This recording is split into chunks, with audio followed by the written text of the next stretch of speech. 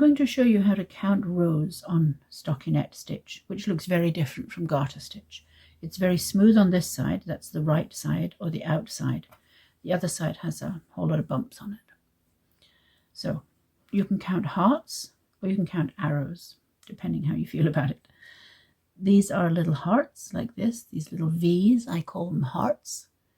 And these little arrows right next to it really are little upside down V's, upside down hearts. You can count either one, it doesn't matter. Let's count first of all these dark hearts here. And I use my knitting needle to basically point and touch each one as I count so I don't lose track. Because it's very easy to lose track on an even pattern like this.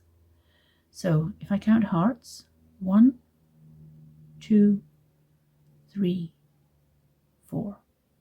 If I count arrows, it's just the same. 1, 2, 3, 4. So each time I'm kind of touching inside the little heart or the little arrow. Now let's see how many we've got up here. There's 1 heart, 2, 3, 4, and I'm going to use my same system of pointing and counting. 1. Now let's do it somewhere else. This one's a little, the stitch is a shade uneven because the yarn is a little thicker. It'll be a bit easier to count over here, maybe. 1, 2, 3, 4, 5, 6, 7, and here's number 8 here, and this is the cast off row along there.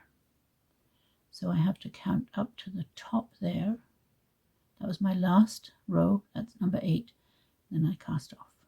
1, 2, 3, 4, 5, 6, 7, 8. I hope this helps.